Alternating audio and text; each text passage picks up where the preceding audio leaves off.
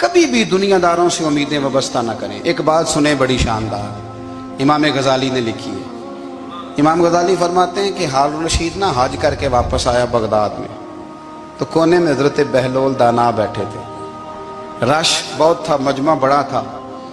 حضرت بہلول دانا بھی سڑک کے کنارے بیٹھے تھے، تو سپاہی کہنے لگے یہاں سے اٹھ جاؤ۔ فرمانے لگے ہارون رشید کی زمین نہیں، زمین میرے رب کی ہے، میں کیوں اٹھوں؟ وہ قریب سے گزرا تو سلام لی، تو آپ نے اس کا پروٹوکول دیکھا تو فرمانے لگے ہارون رشید تجھ سے تگڑے تگڑے موٹے موٹے پروٹوکول میں نے لوگوں کے دیکھے ہیں، اور یہ جو تیرے دائیں بائیں آج تیرے نعرے لگا رہے ہیں، یہ پہلے ان لوگوں کے نعرے لگایا کرتے تھے، اور تھوڑا وقت گزرنے دے، جو تیرے بعد آئے گا نا، یہ سارے پھر ان کے نعرے بھی لگائیں گے۔ تو جھوٹ کی دنیا میں زندہ ہے، ان سے تو نے امیدیں وابستہ کی ہیں، یہ کل اس کے نعرے لگائیں گے۔ اس کے دل پہ بڑا اثر ہوا، گھوڑے سے اتر آیا، آگے کہنے لگا حضور آپ نے مجھے بڑی اچھی نصیحت کی ہے، میرا دل بڑا ٹھنڈا ہوا ہے، میں نے سنا ہے آپ مقروض ہیں، کچھ لوگوں کا قرض، تو مجھے کوئی حکم ہی کر دیں۔ آپ ہنسنے لگے، فرمانے لگے یار تو بڑا ہی بیوقوف ہے، بڑا ہی بیوقوف ہے تو، میں تجھے نصیحت کر رہا ہوں تو مجھے الجھا رہا ہے، حضور کوئی حکم کر دیں۔ کیا خوبصورت انداز ہے رب کریم کے بندوں کا۔ حضرت بہلول دانا فرمانے لگے تیرا رب کون ہے؟ کہا اللہ۔ تو فرمایا میرا کون ہے؟ کہا اللہ۔ فرمانے لگے یہ تو نہیں نہ ہو سکتا کہ اللہ ہارون رشید کو دیتا رہے اور بہلول دانا کو بھول ہی جائے، یہ تو نہیں نہ ہو سکتا کہ ہارون رشید کو دیتا رہے اور بہلول دانا کو بھول جائے۔ فرمایا اس کا دل، اس کا ارادہ ہوا، ارادہ قدرت ہوا کہ بہلول مقروض رہنا چاہیے، تو اگر رب مجھے رکھنا چاہتا ہے، دکھ قبول محمد بخشا راضی رہن پیارے، اگر وہ چاہتا ہے میں مقروض رہوں تو میں بھی چاہتا ہوں کہ میں مقروض ہی رہوں، یہ تو نہیں نہ ہو سکتا کہ تجھے دے اور مجھے نہ دے۔ فرمایا میری تجھ سے کوئی امید نہیں، مجھے جب بھی دے گا میرا رب بھی دے گا، اور وہ دے گا تو پھر انشاءاللہ خزانے کھول کے دے گا۔ دنیا داروں سے امیدیں وابستہ کرنا، لوگوں کے پیچھے، یہ چھوڑ دیں، آپ بے چین رہیں گے، بے قرار رہیں گے۔ اللہ والوں سے ضرور امیدیں وابستہ کریں، اس لیے کہ ان کے پاس جو کچھ ہوتا ہے وہ دراصل رب کا ہی ہوتا ہے۔ لیکن سیٹھوں سے، نوابوں سے، سیاستدانوں سے باز آ جائیں، ہماری بڑی امیدیں وابستہ ہیں۔ میں اکثر کہتا ہوں جتنے پھیرے نوکری کے لیے دنیا دار کے دروازے پہ لگائے ہیں نا، اس سے کم دفعہ مسجد میں نفل پڑے ہوتے تو رب اتنی بڑی مہربانی فرما دیتا۔ تیسری بات یہ یاد رکھیں، اگر سکون لینا چاہتے ہیں نا، اگر سکون لینا چاہتے ہو نا، تو لوگوں کو ڈسکس کرنا بند کر دو۔ بہت ساری کمزوریاں ہمارے اندر ہوتی ہیں نا، پھر اللہ ہماری روزی تو نہیں نہ بند فرماتا، یہ تو نہیں کہتا کہ زمین سے نکل جاؤ۔ اگر یہی والا معاملہ ہو جو ہمارا ہے کہ شادی پہ اس نے میرے ساتھ برا سلوک کیا تھا، اب ساری زندگی بغض رکھنا ہے، اگر یہی معاملہ فرشتے اللہ کی بارگاہ میں کہیں کہ یا اللہ اس نے فلانے دن شراب پی تھی، اب اس کو زمین میں نہیں رہنے دینا، نظام زندگی چلے گا، تو اگر اللہ ہمیں معاف کرتا ہے تو ہم بندوں کو معاف کیوں نہیں کرتے؟ آپ یقین کریں اتنی لمبی عداوتیں، اتنا لمبا حسد، اتنا لمبا بغض، اتنا لمبا حدیث میں نے پڑھی، میں حیران رہ گیا۔ میرے نبی کریم علیہ الصلوۃ والسلام نے فرمایا اپنی بیوی سے کبھی بغض نہ رکھنا، اگر اس کی ایک بات ناپسند ہو تو اسے چھوڑ کے وہ بات دیکھو جو تمہیں پسند ہے۔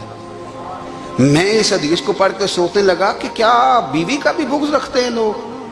اب حضور نے کہا ہے تو اس کا مطلب ہے لوگ بیوی کا بغض بھی رکھتے ہیں۔ اب اس پر استدلال کر کے مجھے کہنا پڑے گا کہ سسرال والوں کا بغض بھی رکھتے ہیں، کہنا پڑے گا کہ بھائی کے سسرال والوں سے بھی بغض رکھتے۔ اس حدیث کی روشنی میں سمجھا کہ لوگ بھابھی کا بغض بھی بغض رکھتے ہیں، بغض، ورنہ عادتیں تو ہماری بھی کئی بری ہوتی ہیں۔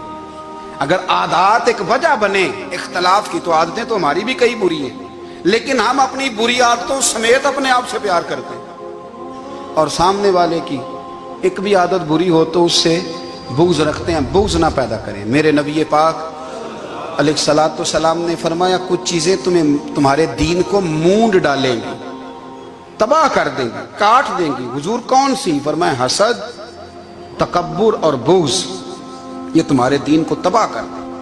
ہم بے چین اس لیے ہیں کہ ہم نے بہت سارے لوگوں کا بغض پالا ہوا ہے، اور ہر فیلڈ میں سیاستدان نے سیاستدان کا، ذاتیات پر اتر کے بات کرتے ہیں، معزز ترین لوگ، تاجر نے تاجر کا، इल्ला माशाअल्लाह बाज जगह पे अहले इल्म भी एक दूसरे से अदावत रखते हैं। खुदारा दिल रब करीम के आने का ठिकाना है, ये साफ होगा तो इसमें रब रसूल के जलवे होंगे। अगर इसमें अदावत हो, इसमें बुग़्ज़ हो, इसमें कीना हो, निफाक हो, सुने मेरे रसूल करीम हजरत अबू बकर सिद्दीक रज़ी अल्लाह ताला अन्हु कहते हैं मैं रो ही पड़ा। मक्का फतह हुआ ना, तो इकरमा बिन अबू जहल ने पैगाम भेजा कि मैं ना कलमा पढ़ने के लिए आ रहा हूँ। वह बात लंबी है, मैं मौजू पे रहना चाहता हूँ। कहते हैं जब वो आने लगा ना तो नबी पाक ने हम सबको बुलाया, हम हाजिर खिदमत हुए तो हुजूर फरमाने लगे कि उसके बाप ने ना बड़ा जुल्म किया है हमारे साथ, अबू जाल ने बड़ा सताया है, बड़ी तकलीफ दी है। आप मुझे बतलाएं कि वो एक दफ़ा किसी शादी पे बहस होती है बीवी के भाई के साथ, फिर सारी ज़िंदगी उस बेचारे को माफ़ी, वो 10 दफ़ा घर आता है माफ़ी मांगने पर सवाल ही नहीं पैदा होता। मैं ओ हो मुझे ही कह दिया,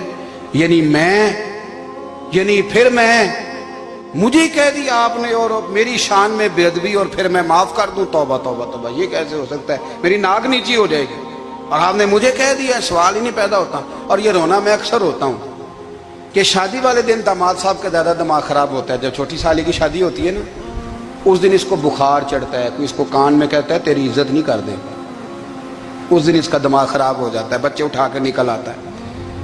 वो बेचारा सुसर मिन्नतें कर रहा होता है कि तेरी मेहरबानी आ जा, ये इज्जत करा रहा है। तो मैंने कहा एहतजाज करके जो इज्जत कराई जाती है वो इज्जत नहीं होती। हाँ, यहाँ मांग के इज्जत लेते हैं लोग, यह एहतजाज की कोई इज्जत है? आपके अंदर कमालात इतने हों कि आपकी इज्जत करने को दिल चाहे, यानी मजा आए, यानी लुत्फ आए, यानी आप दूर बैठे हो तो किसी का दिल करे आपको स्टेज पे बुलाने के लिए। ये क्या बात हुई कि छाए जाना और भाग के आगे जाना? इनसे निकलें। इकरमा बिन अबू जाल कलमा पढ़ने के इरादे से आ रहे हैं, हुजूर अलैहिस्सलाम ने सहाबा को बुलाया। कितनी ज्यादा दावत रखी जा सकती थी माज़अल्लाह। कब से वो चला था जुल्म करने और उसके बाद उसका बेटा शुरू हो गया। कितनी बातें थी जो ना काबिले माफी थी, पर करीम रसूल ने हमें बतलाया है कि सुकून वाली जिंदगी कहते किसको है। जब सब लोग जमा हो गए तो हुजूर ने फरमाया भाई वो कलमा पढ़ने आ रहा है, उसके बाप ने जुल्म बड़े किए हैं, पर मेरी नसीहत ही है कि उसके सामने उसके बाप को बुरा ना कहे, खबरदार कोई उसके सामने कोई बात ना करे। अब वो कलमा पढ़ने आ रहा है, मुती हो के आ रहा है, बांध के आ रहा है। कहते हैं अल्लाह के रसूल ने ना काफी देर तक खुतबा दिया, ब्रीफिंग दी, बात समझाई। जनाब सिद्दीक अकबर कहते मैं रो पड़ा। एक सहाबी मुझे कहने लगे तुम्हें क्या हुआ? तो मैंने कहा मैं मुस्तफ़ा की रहमत पे रो रहा हूँ। देखो किन के लिए हुजूर ग्राउंड बना रहे हैं, देखो किन के लिए हुजूर तैयारी कर रहे हैं जिन्होंने सारी जिंदगी दुश्मनी की। खुदारा ये अंदर से अदावतें निकाल फेंको। ओ भाई इतना तो लंबा टाइम ही कोई नहीं, इतना तो वक्त ही कोई नहीं, इसको साफ रखो। बंदा